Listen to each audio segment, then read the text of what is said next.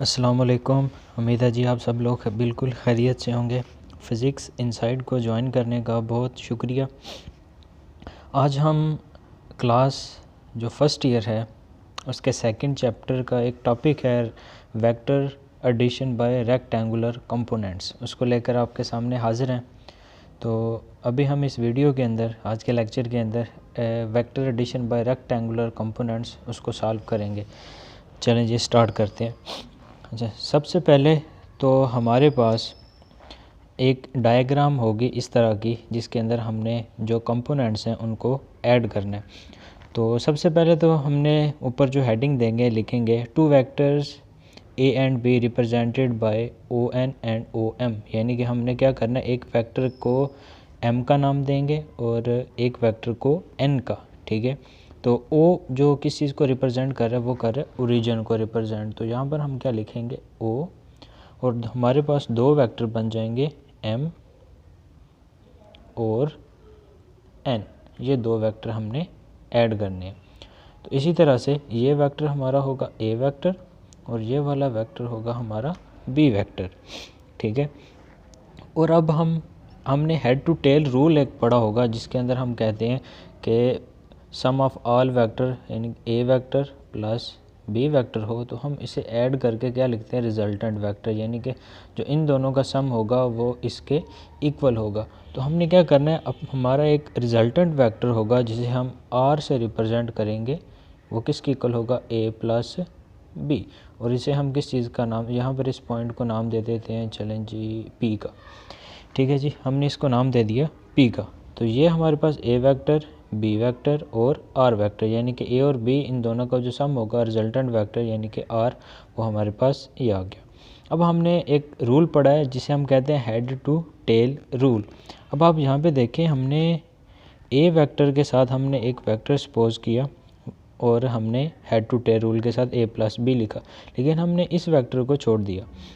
अच्छा, अब यहाँ पर करने का क्या है, हमने राइट हैंड रूल भी पढ़ा, ठीक है, और रिजल्ट हमने जो हेड टू टेल रूल पढ़ा। अब हेड टू टेल रूल क्या कहता है कि पहले वेक्टर को और आखिरी वेक्टर को दोनों को हमने आपस में मिला देना है। तो ये वाला जो वेक्टर हमारा बन जाएगा, इस वेक्टर को हम नाम दे देंगे बी का, यानी कि जो हमारे पास ये वाला वेक्टर है इसका अब काम ख़त्म हो गया। अब हमारे पास ए बी और आर यानी कि वेक्टर्स बन गए। अब हमारे पास कितने कंपोनेंट्स हैं जी, वाई कंपोनेंट्स और एक्स कंपोनेंट, यानी कि एक्स एक्सिस और वाई एक्सिस। अब हम यहाँ पर एंगल जो इनके वाई एक्सिस और एक्स एक्सिस वाले होंगे कंपोनेंट, उनको लिखेंगे। तो जो हॉरिजॉन्टल लाइन होती है हम उसे रिप्रेजेंट करते हैं एक्स एक्सिस से ए एक्स, और हमारे पास जो वर्टिकल लाइन होती है वो हमारे पास होती है यानी कि वाई एक्सिस के लिए, तो हम इसे रिप्रेजेंट करेंगे ए वाई से। फिर हॉरिजॉन्टल लाइन ए एक्स, यहाँ पे बी एक्स, और ये जो हमारे पास है ए वाई, इसको रिप्रेजेंट करेंगे हम बी वाई से, और ये हमारे पास हो जाएगा बी एक्स। अब इस पॉइंट को हम नाम दे देते हैं एस का, ये एम और ये हमारे पास एस आ गया। यहाँ पर हम एक पॉइंट है उसको हम रिप्रेजेंट करेंगे क्यू से, इस पॉइंट को रिप्रेजेंट करते हैं हम आर से। अब कह रहे हैं ओरिजिन ओ से आर तक हम जो डिस्टेंस है यानी कि जो रिजल्टेंट हमारा होगा हम उसे लिखेंगे आर एक्स, और वर्टिकल जो लाइन है हम इसे रिप्रेजेंट करेंगे आर वाई से। चलें जी, ये हमारे पास एक डायग्राम बन गई। अब इसमें से हमने क्या करने हैं, अपने कंपोनेंट, यानी दो हमारे पास कंपोनेंट हैं, एक्स कंपोनेंट है और वाई कंपोनेंट, इन्हें हमने सॉल्व करना है जी। तो हम सबसे पहले एक्स कंपोनेंट को देखते हैं। तो एक्स कंपोनेंट के लिए हमने इनको 3 स्टेप के अंदर जो है इन कंपोनेंट्स को इस तरह लिख सकते हैं, यानी कि जिससे हमने इन कंपोनेंट्स को देखना या याद करना, ठीक है, वो आसान हो जाएगा। सबसे पहले कह रहे हैं कि O Q is the magnitude of x component of vector A. तो अब यहाँ पर देखें कि हमारे पास जो एक्स कंपोनेंट है एक्स एक्सिस के ऊपर, ठीक है, वो हमारे पास क्या है, ए एक्स, वो किसके इक्वल है, ओ और क्यू के इक्वल है। दूसरे पॉइंट के अंदर वो कह रहे हैं M S is the magnitude of x component of vector B. तो जो हमारे पास एम और एस हो जाएगा, एक्स एक्सिस के ऊपर एम और एस, ये दोनों क्या है, हॉरिजॉन्टल हैं। एम और एक्स हमारे पास किसके इक्वल हो जाएगा, दूसरा हो जाएगा जी हमारे पास वेक्टर बी के लिए। O R is the magnitude of x component of resultant vector R. O R origin और आर ये किसके इक्वल हो जाएगा हमारे पास, रिजल्टेंट वेक्टर आर एक्स के। अब आप यहाँ पे देखें जितने भी हमने कंपोनेंट लिए हैं यानी वेक्टर्स लिए हैं एक्स कंपोनेंट के, वो सारे हॉरिजॉन्टल हैं।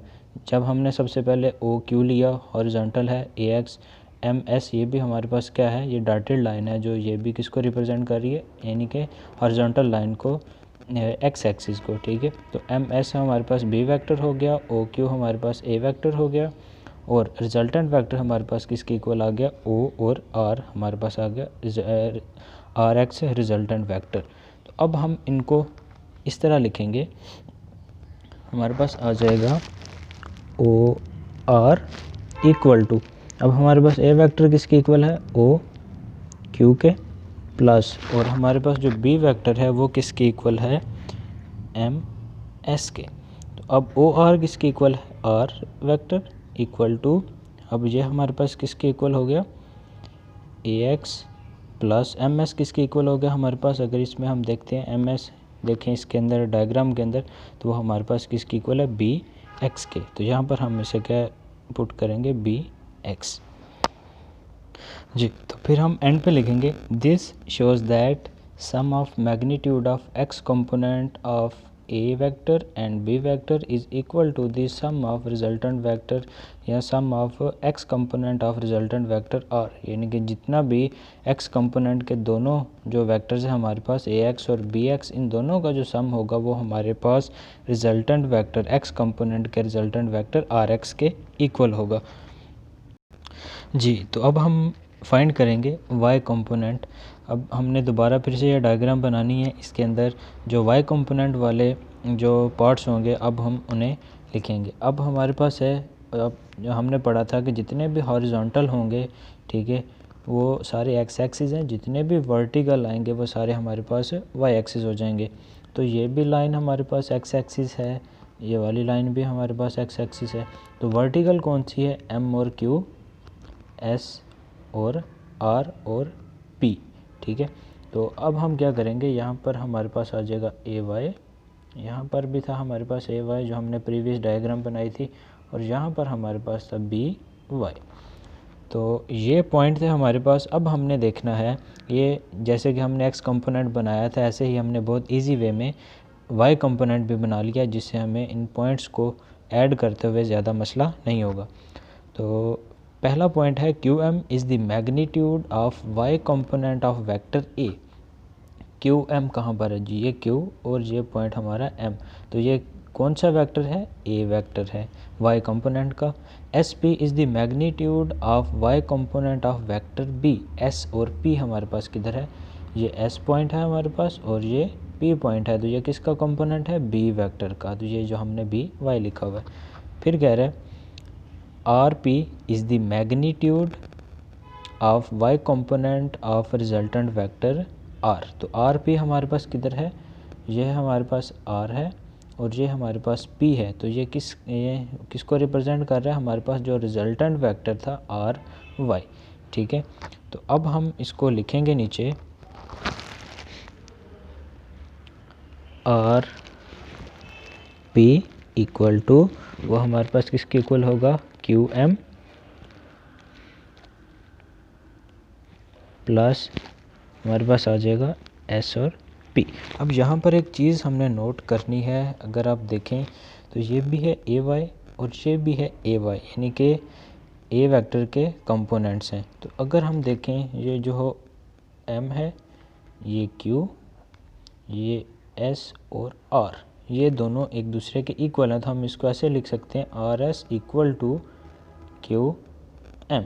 इनका मतलब है कि हम इन दोनों को, ये दोनों एक दूसरे के इक्वल हैं, तो हम जो मर्ज़ी हमारा दिल करेगा वैल्यू हम दोनों में से जो मर्ज़ी आर एस कंपोनेंट के तौर पर ले लें, वेक्टर के तौर पर ले लें, बी वेक्टर के, ठीक है, ए वेक्टर के, या आर एस को ए वेक्टर के तौर पे ले लें, ये हमारी अपनी मर्ज़ी है। तो यहाँ पर मैं ले रहा हूँ क्यू एम, ठीक है, ए वेक्टर के तौर पे। तो हमारे पास आर पी हमारे पास किसकी इक्वल हो जाएगी, R Y resultant vector equal to Q M A resultant A Y vector plus ये हमारे पास हो जाएगा बी वाई के। तो ये हमारे पास जो वैल्यू बन गई दूसरी इक्वेशन। जी, तो हम नीचे ये लिख सकते हैं, this shows that the sum of all magnitude of Y component of vector A and vector B is equal to the Y component of resultant vector are. यानी कि जो हमारे पास हैं वाई कंपोनेंट का जो रिजल्टेंट वेक्टर है are, उसके जो वाई कंपोनेंट के जो दो वेक्टर हैं ए और बी, इन दोनों का सम इस resultant vector of Y component के इक्वल है। जी, तो यहाँ पर अगर हम देखा जाए हमारे पास दो कंपोनेंट हैं एक्स और वाई। अब हम देखते हैं कि जो एक्स एक्सिस है इसका जो हमारे पास यूनिट वेक्टर होता है हम उसे रिप्रेजेंट करते हैं आई यूनिट वेक्टर से, और जो वाई एक्सिस के ऊपर हमारे पास जो यूनिट वेक्टर होता है उसे रिप्रेजेंट करते हैं जे यूनिट वेक्टर से।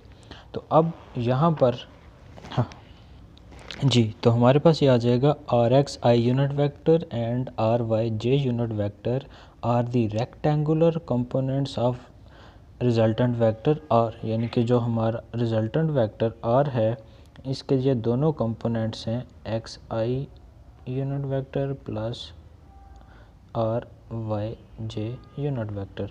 तो अब हम क्या करेंगे, आर यूनिट वेक्टर इसकी वैल्यू ऐड करेंगे। आर एक्स हमारे पास इसके इक्वल था, यानी कि जो एक्स कंपोनेंट का रिजल्टेंट वेक्टर था वो हमारे पास था X A plus B X I unit vector plus, यानी कि वाई कंपोनेंट का जो रिजल्ट था हमारे पास वो था A Y plus B Y J unit vector. अभी हम इसके बाद जो वैल्यू फाइंड करेंगे मैग्नीट्यूड फाइंड करेंगे हम इसका। जी, तो अभी हम फाइंड करेंगे magnitude of resultant vector R. तो अब हमने मैग्नीट्यूड फाइंड करना है, तो मैग्नीट्यूड फाइंड करने के लिए हमारे पास जो फार्मूला होता है वो होगा R equal to under root R X square plus R Y का स्क्वेयर। तो अब हम क्या करेंगे, आर इक्वल टू अब हमारे पास अंडर रूट आर एक्स, यानी कि आर एक्स कंपोनेंट का जो रिजल्ट था वो हमारे पास था a x plus B x whole square plus a Y plus B y whole square. ठीक है, तो स्क्वेयर ये हमारे पास क्या बन जाएगा, इसका मैग्नीट्यूड ऑफ रिजल्टेंट वेक्टर। तो ये हमारे पास कौन सी इक्वेशन बन जाएगी, थर्ड इक्वेशन। अभी हम इसके बाद जो चीज़ फाइंड करेंगे वह है हमारे पास डायरेक्शन। जी, अभी हम फाइंड करने जा रहे हैं डायरेक्शन। तो अब हम सबसे पहले तो डायरेक्शन फाइंड करने से पहले हमें एक चीज़ का पता होना चाहिए कि जो हमने जो रेक्टेंगुलर कंपोनेंट्स लिए, इस जो एडिशन हमने की वो हमने कौन कौन से कंपोनेंट लिए थे, एक्स कंपोनेंट और वाई कंपोनेंट, हम इन दोनों को फाइंड कर रहे थे। जब हम कहते हैं कि हम एक्स कंपोनेंट के साथ जो एंगल हम बनाते हैं और वाई कंपोनेंट के साथ जो हमारा एंगल होता है, यानी कि एक्स एक्सिस के साथ और वाई एक्सिस के साथ जो एंगल होंगे वो कौन से होंगे जी, एक्स एक्सिस के साथ जो हमारा एंगल होता है हम उससे कहते हैं जी कॉज ऑफ थीटा, और जो वाई एक्सिस के साथ या वाई कंपोनेंट के साथ, ठीक है, इसे एक्सिस जी, तो हम कहते हैं कि एक्स एक्सिस हो या एक्स कंपोनेंट कहें एक ही बात होगी, तो उसके साथ जो हमारा एंगल बनता है हम वो होता है जी कॉज ऑफ थीटा, और वाई एक्सिस या वाई कंपोनेंट के साथ जो हमारे पास एंगल बनता है वो होता है साइन ऑफ थीटा। तो अब हमने देखना कितने कंपोनेंट हमारे पास, दो ही हैं जी, एक्स और वाई। तो इसके लिए हम सूटेबल देखेंगे कौन सा होगा, तो हम यूज़ करते हैं tan of theta equal to वो हमारे पास होता है sine theta over cos theta के। टेन ऑफ थीटा इक्वल होता है हमारे पास sine theta over cos of theta. तो अब हम यहाँ पर देखेंगे कि जो हमारे पास कंपोनेंट्स हैं वो कौन कौन से हैं जी। तो हम यहाँ पर लिखेंगे ten of theta equal to, तो हमारे पास y कंपोनेंट है, y कंपोनेंट हम लिखेंगे जी R Y equal to R X, यानी कि जो x कंपोनेंट है वो है साइन ऑफ थीटा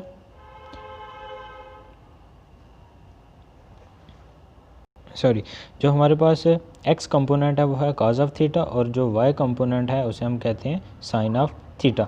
ठीक है, तो अब यहाँ पर हम वैल्यू ऐड करेंगे, tan of theta equal to A Y plus B Y over A x plus B X, ठीक है। तो ये हमारी हो जाएगी फर्स्ट स्टेटमेंट। ये था जी आज का हमारा लेक्चर। मज़ीद वीडियो देखने के लिए इस चैनल को सब्सक्राइब करें और आज की वीडियो को लाइक करें। Thank you so much.